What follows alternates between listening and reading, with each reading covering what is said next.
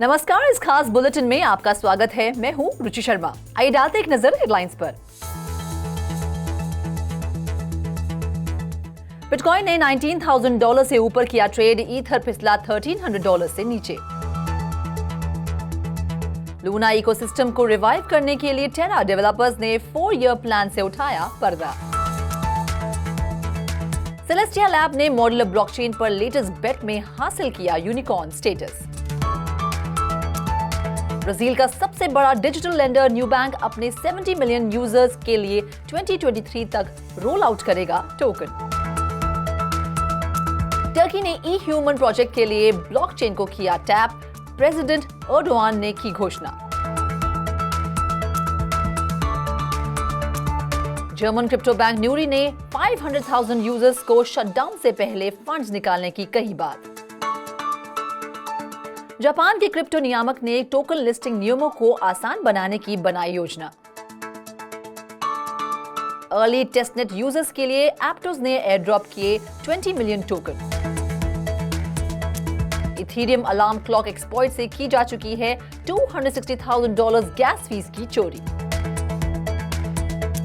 Report के अनुसार सभी डीफाई एक्सप्लॉइट में से आधे हैं cross bridge hacks. Crypto markets गुरुवार की सुबह लोअर ट्रेडिंग कर रहे थे और एक कंसोलिडेशन मोड में ट्रेड करना जारी रखे हुए थे, क्योंकि इन्वेस्टर्स फेड के ओवर टाइटनिंग और रिसेशन से सावधान थे। वहीं बिटकॉइन $19,000 के स्तर से ऊपर बना रहा। मार्केट पार्टिसिपेंट्स का मानना है कि यूएस फेडरल रिजर्व लगभग निश्चित रूप से नवंबर की रेट सेटिंग मीटिंग में फिर से इंटरेस्ट रेट में वृद्धि करेगा, लेकिन अब ध्यान रेट्स के आउटलुक पर शिफ्ट हो गया है, क्योंकि अगली मीटिंग दिसंबर में होने वाली है। इन सबके बीच क्रिप्टो करेंसी का IC15 इंडेक्स 1.65% की गिरावट के साथ 27,240 पॉइंट्स पर ट्रेड कर रहा था। Global crypto market cap $915.44 billion है, जो पिछले दिन की तुलना में 1.47% कम है। वहीं बिटकॉइन को पिछले 24 घंटों में 1.46% की गिरावट के साथ $19,030 पर ट्रेड करते हुए देखा गया, जबकि ईथर को उसी समय के दौरान 2% से अधिक की गिरावट के साथ $1,278 पर ट्रेड करते हुए देखा गया। टेरा डेवलपर्स ने इस हफ्ते की शुरुआत में एक बार फिर शक्तिशाली नेटवर्क को रिसरेक्ट करने के लिए एक नया प्रपोजल जारी किया। इस फैक्ट के बावजूद कि प्लेटफॉर्म के controversial cofounder Do Kwon fraud के आरोपों में वांछित हैं। प्रपोजल, जिसे टेरा एक्सपेडिशन कहा जाता है, टेरा नेटवर्क के ओरिजिनल डेवलपर माइनिंग और डेवलपर अलाइनमेंट प्रोग्राम्स का एक रिवाइज्ड वर्जन है। नए टेरा ब्लॉकचेन के लॉन्च के लिए अलग रखे हो गए लूना टोकन के टोटल सप्लाई के 9.5% द्वारा नए प्रोग्राम को सपोर्ट किया जाएगा।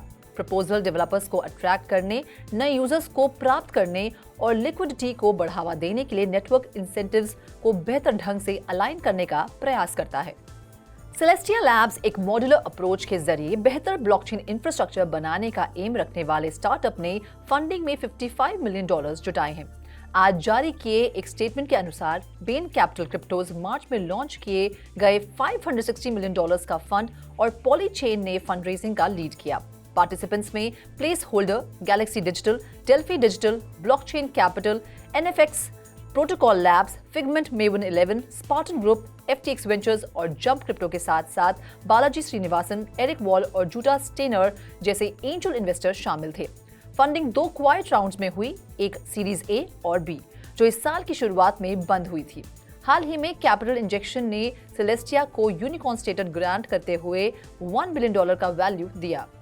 मार्केट कैपिटलाइजेशन द्वारा ब्राजील के सबसे बड़े डिजिटल बैंक न्यू बैंक ने बुधवार को घोषणा की कि वे अगले साल ब्राजील, कोलंबिया और मेक्सिको में अपना टोकन लॉन्च करने का प्लान बना रहे हैं। कंपनी के स्टेटमेंट के अनुसार न्यूकॉइन नामक टोकन और पॉलीगॉन पर बिल्ट 2023 की फर्स्ट हाफ में न्यू बैंक के 70 मिलियन यूजर्स के लिए अवेलेबल होगा और इसे फ्रीली डिस्ट्रीब्यूट किया जाएगा और डिस्काउंट्स और पर्क्स की पेशकश के लिए उपयोग किया जाएगा। प्रोडक्ट क्रिएशन प्रोसेस को डिसेंट्रलाइज करने के गोल के साथ 2023 की फोर्थ क्वार्टर में लॉन्च से पहले टोकन फीचर को टेस्ट करने और फीडबैक प्रोवाइड करने के लिए न्यू बैंक 2000 यूजर्स को सिलेक्ट करने का इरादा रखता है। न्यू बैंक ने जून में ब्राजील में अपना crypto currency trading platform launch किया और एक महीने बाद इसके 1 मिलियन यूजर्स हो गए।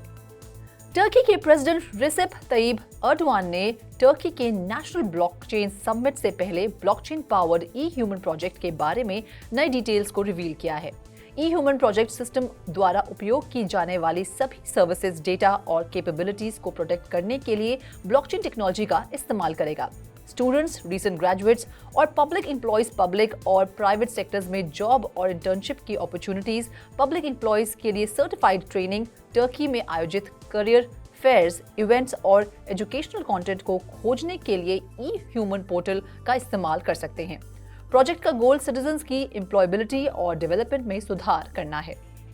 जर्मन क्रिप्टो बैंक नूरी ने अपने 500,000 कस्टमर्स को अपने अकाउंट से फंड्स विड्रॉ करने की सलाह दी है, क्योंकि कंपनी बिजनेस को क्लोज करने और लिक्विडेट करने की तैयारी कर रही है। 2022 बेयर मार्केट का एक और शिकार बन गया है। नूरी की सीईओ क्रिस्टीना मेयर ने 18 अक्टूबर को एक ब्लॉग पोस्ट में कहा कि कंपनी अपने बेस्ट एफर्ट्स के बावजूद ऑपरेशंस जारी रखने में असमर्थ है।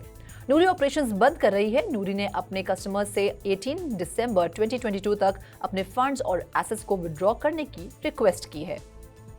जापान में क्रिप्टो करेंसी रेगुलेटर कॉइन्स और टोकन्स की लिस्टिंग को गवर्न करने वाले रूल्स में ढील देने का इरादा रखता है। क्रिप्टो करेंसी एक्सचेंज पर कॉइन्स या टोकन्स को लिस्ट करने के लिए जापान वर्चुअल और क्रिप्टो एसेट एक्सचेंज एसोसिएशन को पहले उसकी स्क्रीनिंग करनी होगी। इसके अलावा जापान के रेगुलेटरी रूल्स सिर्फ 50 से ज्यादा क्रिप्टो एसेट के ट्रेडिंग की अनुमति देते हैं। JVCEA इस लेंदी प्रोसेस से गुजरे बिना टोकन को एक्सचेंजेस पर लिस्ट करने की अनुमति देना चाहता है। ये भी कहा गया है कि ढीले नियम दिसंबर की शुरुआत में लागू हो सकते हैं, जिसके डॉक्यूमेंट्स पहले ही मेंबर फर्म्स को डिस्ट्रीब्यूट किए जा चुके हैं। अर्ली नेटवर्क पार्टिसिपेंट्स को रिवॉर्ड करने के लिए एप्टोस फाउंडेशन ने ओवरनाइट एक रेट्रोएक्टिव टोकन एयरड्रॉप का आयोजन किया है। एक ट्विटर अनाउंसमेंट के अनुसार फाउंडेशन ने मंगलवार देर रात ET को एयरड्रॉप के रूप में 20.1 मिलियन APT टोकन्स डिस्ट्रीब्यूट किए, जो कि 1 बिलियन APT की इनिशियल टोटल सप्लाई का 2% है। एयरड्रॉप शुरू होने के तुरंत बाद टोकन के मार्केट प्राइस के आधार पर इस टोकन की कीमत $200 मिलियन से $260 मिलियन हो गई थी। टोटल 110,235 एप्टोस क्रिप्टो एड्रेसेस के लिए एलिजिबल थे, जिन्हें 2 कैटेगरीज में डिवाइड किया गया था। इस पहली कैटेगरी में वे यूजर्स शामिल हैं जिन्होंने एप्टोस इंसेंटिवाइज्ड टेस्टनेट के लिए अपना एप्लीकेशन पूरा कर लिया है और 300 APT टोकन्स के लिए एलिजिबल हैं। टेस्टनेट पर एप्टोस 0 NFT बनाने के लिए 150 APT टोकन्स रिसीव करने वाले यूजर्स सेकेंड एलिजिबल कैटेगरी में आते हैं। एप्टोस ने APT टोकन डिस्ट्रीब्यूशन की घोषणा के बाद एयरड्रॉप किया और पहली बार क्लैरिटी प्रोवाइड की कि प्रोजेक्ट के हर एक स्टेक होल्डर्स को कितने टोकन डायरेक्ट किए जाएंगे। इथेरियम अलार्म क्लॉक सर्विस के लिए स्मार्ट कॉन्ट्रैक्ट कोड को अटैकर्स द्वारा निशाना बनाया गया है। कहा जा रहा है कि अब तक प्रोटोकॉल से लगभग $260,000 को निकाला जा चुका है। इथेरियम अलार्म क्लॉक यूजर्स को रिसीवर के एड्रेस, सेंट अमाउंट और ट्रांजैक्शन के डिजायर्ड टाइम को प्री डिटरमाइन करके फ्यूचर ट्रांजैक्शंस को शेड्यूल करने में सक्षम बनाता है। ट्रांजैक्शन को पूरा करने के लिए यूजर्स के पास रिक्वायर्ड ईथर होना चाहिए और गैस फीस का अपफ्रंट पे करना होगा। Blockchain security and data analytics firm PeckShield के 19 अक्टूबर के एक ट्वीट पोस्ट के अनुसार हैकर्स शेड्यूल्ड ट्रांजैक्शन प्रोसेस में एक खामी का फायदा उठाने में कामयाब रहे, जो उन्हें कैंसल ट्रांजैक्शन से लौटाई गई गैस फीस पर लाभ कमाने की अनुमति देती है। सिंपल टर्म्स में अटैकर्स ने अनिवार्य रूप से अपने इथेरियम अलार्म क्लॉक कॉन्ट्रैक्ट्स पर बढ़े हुए ट्रांजैक्शन फीस के साथ रद्द कार्यों की बात की है। Crypto data aggregator token terminal की एक नई रिपोर्ट के अनुसार डिसेंट्रलाइज्ड फाइनेंस या DeFi में लगभग 50% एक्सप्लॉइट क्रॉस चेन ब्रिज पर होते हैं।